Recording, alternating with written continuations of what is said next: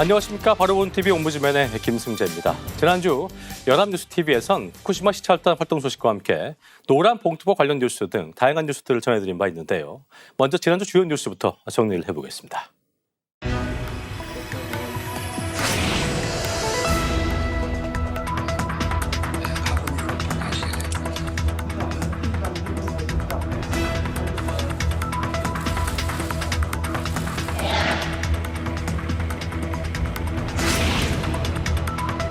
운영이 잘 되고 있는지는 사실은 또 시찰단 보내가지고 들러리 쓴 다음에 이번에 간 시찰단은 그 들러리는 아닙니다.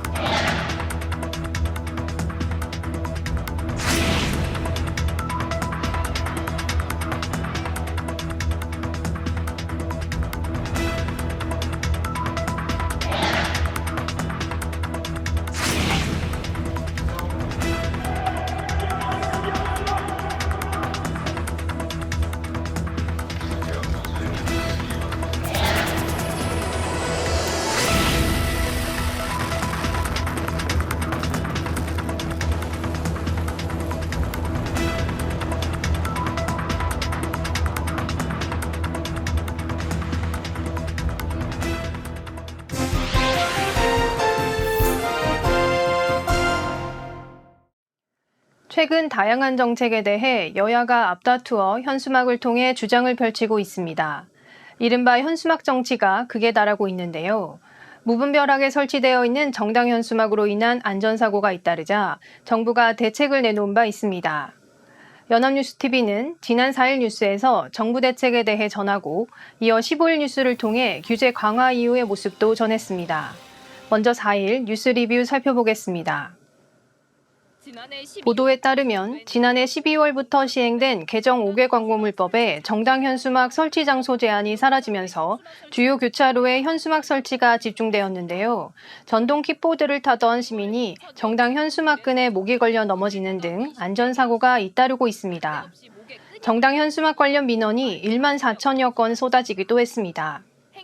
행정안전부는 보행자 안전사고 등을 막기 위해 정당 현수막 설치 관리 가이드라인을 발표했습니다. 가이드라인을 살펴보면 정당 현수막은 2m 이상 높이에 설치하도록 규정하고 교통 신호기나 도로 표지판 등을 가리면 안 됩니다. 또 사고 취약 지역인 어린이와 노인, 장애인 보호구역에도 설치를 금지합니다. 강풍으로 훼손되는 일을 방지하기 위해 가로등 1개당 현수막을 2개까지만 설치하는 내용도 포함됐습니다. 이러한 정부의 가이드라인은 8일부터 실시되었습니다. 행정안전부 공식 홈페이지에서 관련 가이드라인을 살펴보았는데요. 많은 내용 중에 주요한 부분을 잘 정리하여 보도하였다고 생각합니다. 구체적 설치 및 관리 방안 안에는 정당 현수막의 의미를 정의해 주어 설치 가능한 주체를 설명하고 해당 주체의 역할도 제시되어 있습니다. 현수막의 표시 방법 및 기간 명시에 대한 내용도 포함되어 있습니다. 그 가운데 보도에서는 국민의 안전과 관련한 내용을 정리하여 보도한 것인데요. 정부가 발표한 가이드라인의 주요 배경은 국민의 쾌적한 생활 환경 및 보행 안전 보호를 위한 관리 방안 마련 필요에 있습니다. 이처럼 보도는 이번 가이드라인의 가장 주요한 추진 목적을 이해할 수 있는 내용으로 정리하여 전달했습니다. 뿐만 아니라 가이드라인 실시 이후의 모습도 취재하여 보도하였는데요. 15일 뉴스투나잇 보도 내용입니다. 보도는 정당 현수막 규제가 강화된 지 일주일 후의 현장 모습을 취재하여 전달했습니다. 현장을 살펴보면 유동인구가 많은 시장 건너편 도로에 정당 현수막이 여러 개가 걸려 있어 지나가는 사람들의 발만 보일 정도였습니다. 더 큰 문제는 어린이 보호구역에서도 도로 상황이 잘 보이지 않는다는 것입니다. 교통약자가 자주 다니는 어린이와 장애인, 노인 보호구역에는 정당 현수막을 설치해선 안 됩니다. 이처럼 정부가 가이드라인을 통해 정당 현수막의 설치 장소와 위치 등에 대한 규제를 강화했지만 현장에서는 잘 지켜지지 않는 모습입니다. 관할 지방자치단체가 시정을 요구한 후 이행되지 않으면 직접 철거할 수는 있습니다. 하지만 법적 구속력이 없어 역부족이라는 게 지자체 반응입니다. 정당 현수막 문제를 보완하기 위한 법안들이 국회에 여러 발의돼 있지만 아직 별다른 진전은 없는 상황입니다. 가이드라인 내용을 전달하는 데 그치지 않고 실시 이후 현장을 취재하여 현재 상황을 잘 보여주었습니다. 이러한 보도의 경우 현장감이 중요한데 가이드라인을 지키지 않고 설치되어 있는 현수막들을 다양하게 보여주었습니다. 유동인구가 많은 여러 위치와 보도, 차도 등을 보여주었고 특히 취재하는 기자가 직접 줄자를 들고 바닥에서부터 현수막까지의 거리가 1m도 되지 않는다는 것을 보여주기도 했습니다. 법적 구속력이 없어 지자체가 직접 철거할 수 없다는 부분과 관련 문제를 보완하기 위한 법안들이 발의되어 있지만 진전이 없다는 부분도 지적했는데요. 해당 문제들이 어떻게 진행되는지에 대해서도 앞으로 보도해 주시기를 기대하겠습니다. 다음으로 최근 G7 정상회의 관련 보도 살펴보겠습니다. 바로 얼마 전이 윤석열 대통령 취임 1주년인데다 지지율이 4주 연속 상승하는 결과를 보이기도 했는데요. 그만큼 G7 정상회의 성과에 대한 관심이 집중되고 있습니다. 전문가와 함께 해당 내용에 대해 논의한 22일 뉴스포커스 살펴보겠습니다. 대담은 원영석 국민의힘 공정미디어 소위위원과 건지용 전 더불어민주당 비대위원이 함께하여 G7 정상회의에 대해 평가했습니다. 원영석 위원은 이제 운동화 끈을 맸다라고 평하며 윤석열 정부의 외교 방향의 긍정적인 출발임을 설명했습니다. 반면 건지용 의원은 들러리라는 인상을 지우기 어려웠다고 평가했습니다. 대담은 이러한 평가를 내린 이유를 구체적으로 들을 수 있는 자리였습니다. 원영석 위원은 G7 정상회의에 초대가 되었다는 점과 한국인 원폭 피해자 위령비에 최초로 일본과 공동 참배를 하였다는 점 등을 강조했습니다. 권지웅 의원은 G7 국가 외 추가로 초대된 8개 국가에 우크라이나가 포함되는 등 이번 회의에서는 반핵 메시지가 강조되었는데 그 가운데 원전 오염수 관련 입장을 제대로 전달하고 오지 못한 점이 부정적이라고 설명했습니다. 그 외 지지율 상승에 대한 평가, 원전 오염수 시찰단 등 다양한 부분에 대해 깊이 있는 논의가 진행됐습니다. 여야가 엇갈린 평가를 내리고 있는 가운데 어떤 부분에서 어떻게 평가가 엇갈리는지 확인할 수 있는 보도였습니다. 각 대변인을 통해 공식적으로 전달된 메시지들을 다시 확인하고 그에 대해 반박하거나 대담에 참여한 각 전문가의 발언에 대해서도 바로 반대측 의견을 물어보는 식으로 진행되었습니다. 자칫 엇갈린 평가만 주고받을 수 있는 주제였으나 상대의 발언을 확인하고 반박하는 과정을 거치면서 각자가 주장하는 바가 명확하게 전달되었습니다. 덕분에 뉴스를 보는 시청자의 입장에서도 뉴스를 비평해보는 평가원의 입장에서도 이번 정상회의의 공과를 어느 정도 정리할 수 있었습니다. 한편 서로 반대되는 주장을 하고 있는 대담에서 앵커들도 중요한 역할을 했는데요. 혹시 잘못 전달될 수 있는 단어나 발언에 대해서 앵커가 대묻기를 하거나 다시 한번 정리하는 등의 모습으로 의미가 확장되거나 왜곡되지 않게 전달해주어 전달력을 높였습니다. 정부가 제1차 고독사 예방 기본계획을 발표했습니다. 어떤 내용이 들어있는지 18일 뉴스워치 살펴보겠습니다. 보도에 따르면 고독사는 2017년 2,412건에서 2021년 3,378건으로 약 40% 증가했습니다. 특히 2021년엔 고독사의 59% 가까이가 5, 60대였습니다. 이에 정부가 돌봄 서비스를 통한 중장년 고독사 감축 방침을 내놨습니다. 목표는 재작년 사망자 100명당 1.06명인 고독사 수를 4년 뒤 0.85명까지 20% 낮추는 겁니다. 구체적으로 중장년을 대상으로 돌봄, 병원 동행 같은 일상생활 부담을 경감해주는 생활지원 서비스를 마련할 계획입니다. 또 인공지능을 활용해 전력 사용량이 현저해지면 안부를 묻거나 이장, 반장, 통장 등 지역 대표자들을 고독사 예방 인력으로 양성하는 방안도 추진합니다. 복지부는 고독사 실태 파악 주기를 현행 5년에서 1년으로 단축할 계획이라고 전했습니다. 보건복지부 제1차관의 브리핑 전문을 살펴보면 정부는 경찰청으로부터 입수한 정보와 실태조사 등으로 고독사 현황을 구체적으로 분석해 두었습니다. 다양한 내용 가운데 연령 분석 결과 전달에 상대적으로 더 집중한 것이 아닌가 하는 아쉬움이 있습니다. 물론 가장 두드러진 차이를 보이는 것이 연령별 차이였고 이를 전하고자 함에 있어서는 정보의 중요성에 공감합니다. 그러나 이로 인해 자칫 고독사 대책이 아닌 중장년 대책이라는 비판도 받고 있는데요. 고독사에는 연령 변수보다는 사회적 고립을 유발하는 환경 변수가 더 중요할 것으로 판단됩니다. 이에 대한 분석은 19일 뉴스 현장 전문가 인터뷰를 통해 전달되었습니다. 함께 관련 내용 괴담에는 조미정 저출산 고령사회위원회 전문위원이 함께했습니다. 조미정 전문위원은 고독사 위험군이 152만 명에 달한다는 수치도 중요하지만 고독사 사망 사례에 어떤 이들이 포함되었느냐를 더 중요하게 살펴보아야 한다고 설명했습니다. 과거 고독사의 비중은 주로 독거노인이 차지했는데 최근에는 연령과 다소 상관없이 발생하는 양상을 보이는 등 누구에게나 발생할 수 있는 문제로 환경의 중요성을 강조했습니다. 고독사 비율이 가장 높은 5, 60대 중장년층에 대해서도 부모의 사망, 자녀의 독립, 본인의 퇴직 등 주변의 변화가 가장 큰 세대로 이러한 부분에 집중하여 살펴보아야 한다고 설명했습니다. 한편 고독사 위험군이 1인 가구 5명 중 1명꼴로 분석된 가운데 해당 수치가 어떻게 도출된 결과인지에 대한 질문이 있었는데요. 조사 대상이나 분석 과정에 대해서는 언급되었으나 위험군을 분류한 기준도 함께 설명해 주었다면 수치를 이해하는 데 더 도움이 되었을 것으로 생각합니다.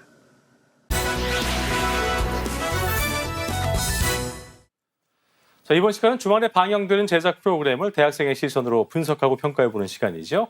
캠퍼스 TV 리포트입니다. 이번 주에는 한국외국어대학교 오다영 학생과 함께하겠습니다. 어서 오십시오. 안녕하세요. 예. 자, 다영 학생 지난주에 어떤 프로그램 모니터링했습니까?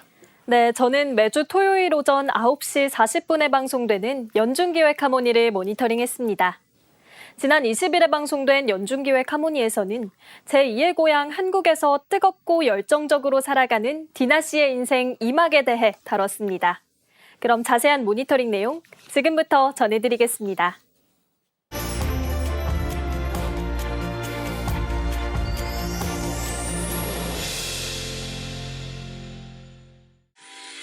방송은 집에서 청소를 하는 디나 씨의 모습으로 시작됩니다. 청소를 하는 중에도 인터뷰를 하는 중에도 시어머니 걱정을 하며 시어머니와 돈독한 관계임을 보여주는 디나 씨.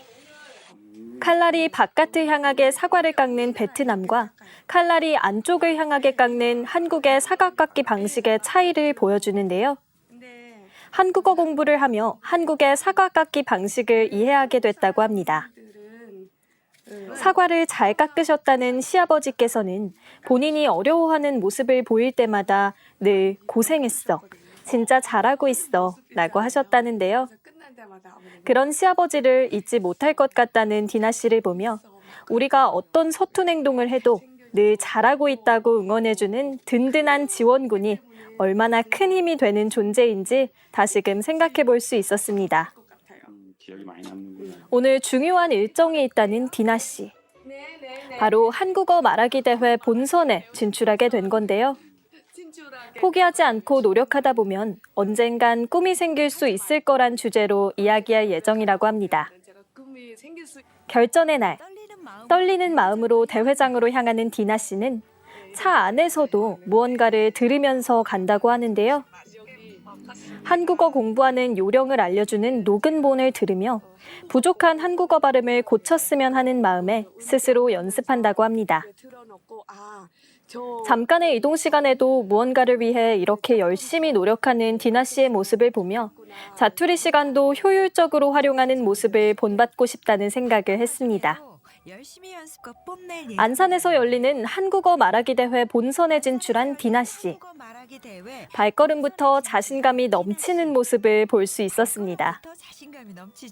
23명의 참가자 중 12번째 순서인 디나 씨는 예선 당시 1번이었던 때를 떠올리며 그때의 긴장감을 떠올려 보는데요. 어디서든 떨지 않고 당당했던 디나 씨도 오늘따라 긴장한 기색이 역력한 모습을 보여줍니다. 이런 디나 씨의 용기를 복돋아줄 특별한 손님이 찾아왔다고 하는데요. 바로 디나 씨의 롤모델 김훈자 씨입니다. 한국에서 가장 멋지고 60대의 방송통신대학교를 졸업하셨다며 해맑은 얼굴로 김훈자 씨를 자랑하는 디나 씨의 모습은 보는 사람으로 하여금 웃음을 자아냈는데요. 닮고 싶은 인생 선배이자 친정어머니 같은 훈자 씨의 응원 덕에 긴장이 풀린 디나 씨는 대회 시작 전에 리허설을 해봅니다. 훈자 씨는 본선 자리까지 섰다는 게 굉장히 노력해서 왔을 것이라 믿고 열심히 잘 한 거라고 본다며 원래 하던 대로 최선을 다하면 잘 될 거라 본다 라고 따뜻한 응원을 전하는데요. 그 사이 발표 준비를 마친 23명의 본선 진출자들. 드디어 한국어 말하기 대회 결선이 시작됩니다.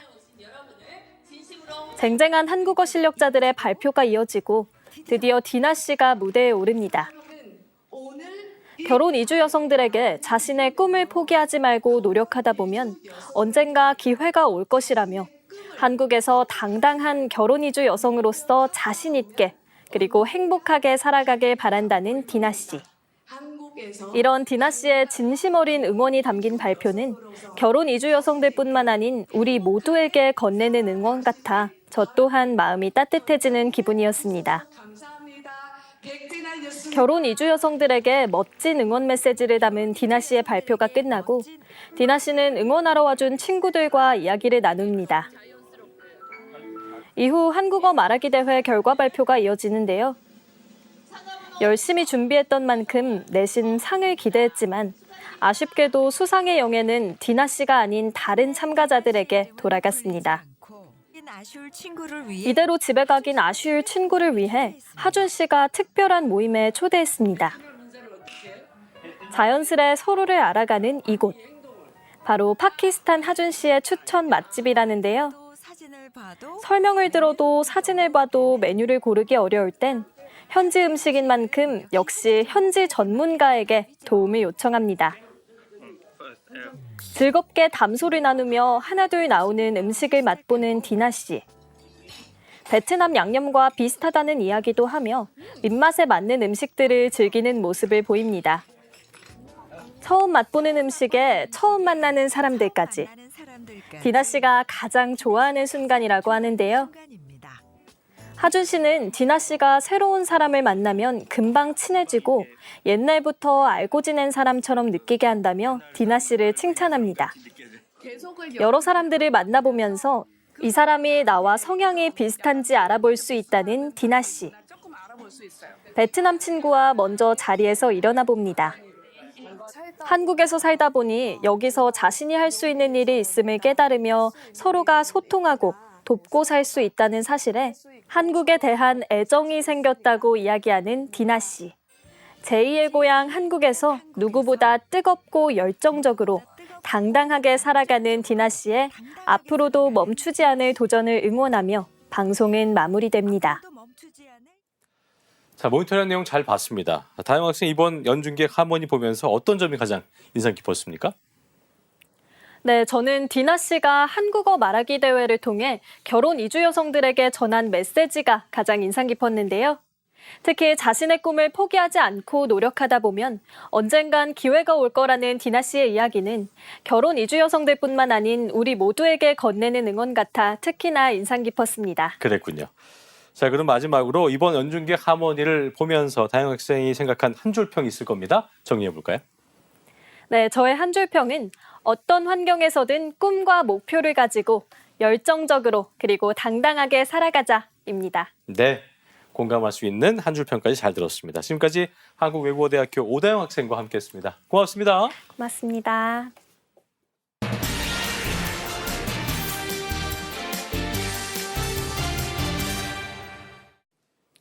최근 대통령이 거부권을 행사했던 간호법에 대한 파장이 계속되고 있는 모습입니다. 오늘 TV와 비평에서 관련 내용 자세히 짚어보죠. 도움 말씀에 명지대학교 최성규 교수와 함께하겠습니다. 어서 오십시오. 안녕하세요. 예, 반갑습니다. 자, 지난 16일이었죠. 윤 대통령이 지난달 양국관리법에 이어서 간호법 제정안에 대해서 두 번째 대통령 거부권을 행사했습니다. 자, 먼저 간호법 제정안이 대통령 거부권 행사에 이르게 된 경위가 무엇인지 언론 보도 내용부터 정리해 보죠. 네. 윤석열 대통령이 지난 16일 국무회의에서 간호법 제정안에 대해 거부권을 행사했습니다. 쟁점이 되고 있는 간호법 제정안의 조항은 지역사회 간호라는 문구와 간호조무사의 자격 관련 규정이라고 연합뉴스가 지난 16일 보도했습니다. 간호법 제정안 1조는 모든 국민이 의료기관과 지역사회에서 수준 높은 간호 혜택을 받을 수 있도록 필요한 사항을 규정한다고 명시하고 있습니다. 이에 대해 의사, 간호조무사 단체들이 참여하는 보건복지의료연대는 의료기관 외에 지역사회에서 간호활동을 할 수 있도록 해 간호사가 의사의 지도 없이 단독으로 개원할 수 있도록 할 것이라고 반대 목소리를 높였습니다. 간호사가 의료행위를 해 의료체계에 혼란이 발생하고 병원을 떠나는 간호사들이 늘어 병의원의 간호인력 부족 현상이 심화될 것이라는 주장입니다. 하지만 지역사회 문구가 간호사의 개원을 가능하게 한다는 주장은 무리가 있다는 의견도 있습니다. 의료법이 간호사의 단독 개원을 막고 있기 때문입니다. 국민의힘은 법안 이름을 간호법에서 간호사법으로 바꾸고 대한의사협회 등이 반대하는 지역사회나 의료기관 같은 문구를 삭제해 간호사의 업무 범위는 기존대로 두고 간호사 처우 개선만 담자는 중재안을 제시했지만 민주당이 일축하면서 합의는 불발됐습니다. 간호조무사들의 단체인 간무협은 간호법안의 간호조무사 자격 관련 규정이 불합리하다며 한국판 카스트법이라고 비판하고 있습니다. 하지만 간호법은 간호조무사가 되려면 특성화고 관련 학과를 나오거나 간호조무사 학원을 이수하도록 하고 있을 뿐 대졸 이상 학력자의 간호조무사 자격을 막고 있지는 않습니다. 이에 대해 간호조무사들은 간호조무사는 고등학교 교육과정이나 학원으로 충분하다는 시각이 간호사와 간호조무사 사이의 계급을 고착화한다고 주장하며 응시 자격의 학력 제한은 독소조항이며 차별적이고 위헌적이라고 밝혔습니다. 간호협회와 야당은 윤 대통령의 거부권 행사가 공약을 파기한 것이라고 비판하고 있습니다. 윤 대통령이나 여당이 선거운동 당시 간호법 제정을 약속했다는 것입니다. 윤 대통령은 후보 시절인 작년 1월 11일 간호사들과의 간담회에서 간호협회의 정책 제안서를 받으면서 간호협회의 수건이 잘 이루어질 수 있도록 최선을 다하겠다. 간호사들의 지위가 명확해질 수 있도록 노력하겠다고 말했습니다. 당시 간담회장에는 간호법 제정으로 국민 건강을 지키겠습니다라는 글귀가 적힌 대형 현수막이 걸려 있었습니다. 다만 간호법 제정은 대선 당시의 정책 공약집이나 정부의 국정과제에는 빠져 있었습니다.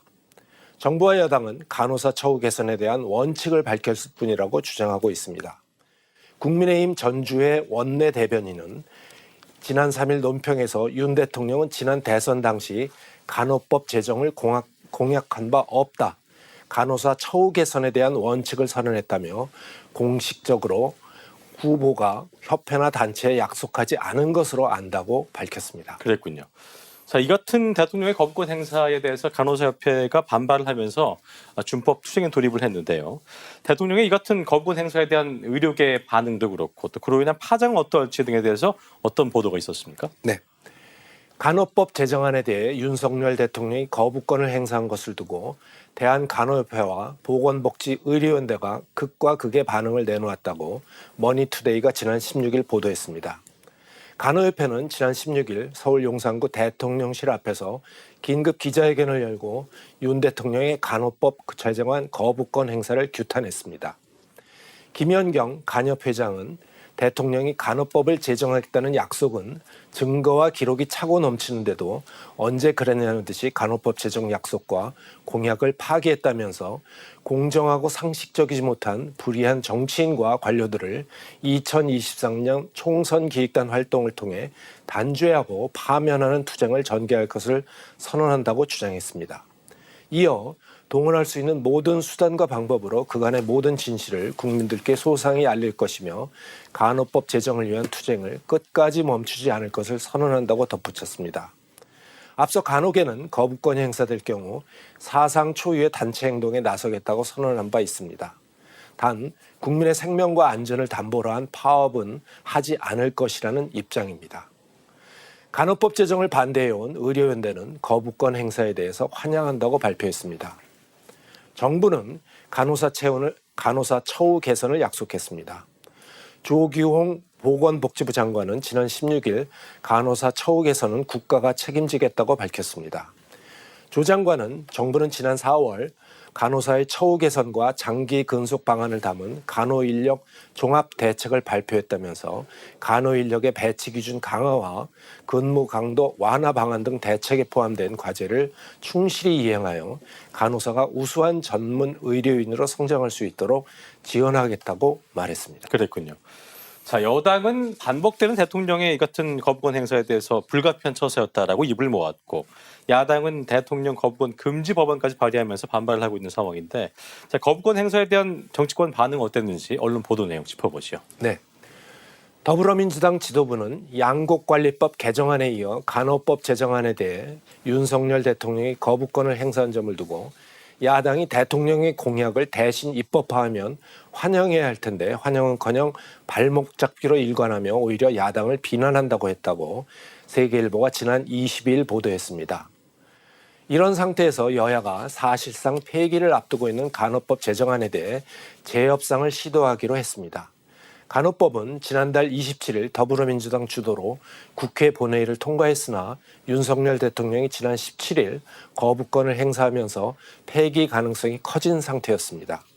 국민의힘 윤재욱 원내대표는 지난 22일 김진표 국회의장 주재로 가진 민주당 박광원 원내대표의 회동에서 간호법 재논의를 제안했고 박 원내대표도 검토해보겠다고 답한 것으로 알려졌습니다. 그러나 간호법 내용을 두고 여전히 여야 입장은 평행선을 달리고 있어 접점을 찾는 데까지는 난항이 예상된다고 연합뉴스가 지난 23일 보도했습니다. 국민의힘은 윤 대통령 제2요구권 행사 전인 지난 12일에도 간호법 관련 중재안을 제안했으나 민주당은 기존 정부 여당 주장과 차이가 없는 내용이라며 수용을 거부했습니다.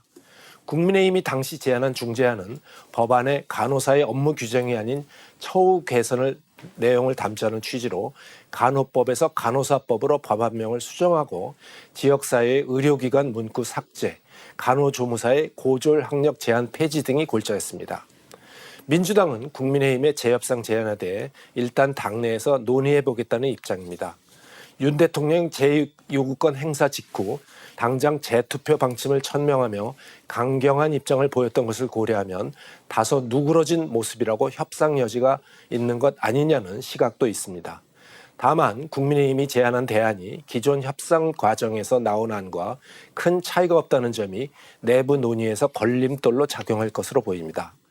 당장 소관 상임위원회인 보건복지위원회 소속 민주당 의원들 사이에서는 강경한 기류가 읽힙니다. 민주당 복지위 소속 한 의원은 연합뉴스와의 통화에서 이전과 동일한 제안을 한 것은 여당이 노력했다는 알리바이를 만들려는 것 이상도 이하도 아니라면서 그러면 협상에 재고의 여지가 없다고 말했다고 연합뉴스는 덧붙였습니다. 여야 협상이 결렬될 경우 민주당은 오늘 25일이나 30일 본회의에서 윤 대통령이 제2요구안 간호법 제정안에 대한 재투표를 추진하는 방안을 검토 중인 것으로 알려졌습니다. 그렇군요. 자, 사실 간호법이라는 것이 이제 국민들의 삶과 좀 직결된 민생 법안입니다만 언론사에 따라서 좀 보도 방향은 조금 차이를 보이고 있는 것 같습니다. 보도를 보시면서 교수님께서 느끼신 점이 있으실 테고요. 또 언론 보도가 어떻게 중심을 잡아야 되는지 끝으로 한 말씀 해주시죠. 네. 노인 인구가 늘어나고 병원 등 의료기관 밖에 돌봄 수요가 증가하는 데 반해 현행 의료법이 이를 따라가지 못한다는 한계는 오랫동안 지적되어 왔습니다. 예를 들면 현행 의료법 체계에서는 주민센터 같은 비의료기관에서 배치된 간호사들이 혈압 측정 등 의료행위를 하는 것은 불법이 됩니다. 가능한 활동은 건강관리나 상담 등으로 제한되어 있습니다. 사회 구성원의 고령화 현상으로 인해 의료 인력의 수요는 여전히 비교할 수 없을 정도로 늘어나고 있지만 공급은 그 요구를 따라가지 못하고 있는 실정입니다. 간호법 제정은 현행 의료법의 한계를 보완하여 간호사의 업무를 제대로 포괄하려는 시도로 이해할 수 있습니다. 새로운 간호법을 제정하면서 국회는 의사, 간호사, 조무사 등 직역 간의 갈등을 충분히 절충하고 조절해야 했습니다. 그러나 더불어민주당은 대통령의 거부권 행사가 거의 확실시되는 상황임에도 불구하고 간호법 제정안을 강행 통과시켰습니다. 국민의힘은 법안 통과가 임박해서야 서둘러 정책 조정에 나섰지만 너무 늦었고 부족했습니다. 이런 상황에서 언론은 간호법 제정을 둘러싼 여야의 선거 정치 투쟁에 초점을 맞추어 많은 보도를 할애했습니다. 이제라도 언론은 현행 의료법의 한계와 간호법 제정안에 대한 내용 보도를 많이 하여야 할 것입니다. 예, 자, 여기까지 명지대학교 최선규 교수와 함께했습니다. 오늘 말씀 고맙습니다. 감사합니다. 자, 저희 옴부즈맨 제작진은 여러분의 다양하고 소중한 의견들을 기다리고 있습니다. 방송을 보시고 느낀 소감을 연합뉴스TV 홈페이지 내 시청자 게시판이나 SNS로 보내주시면 됩니다. 저희는 다음 주 시간에 다시 인사드리죠. 여러분 고맙습니다.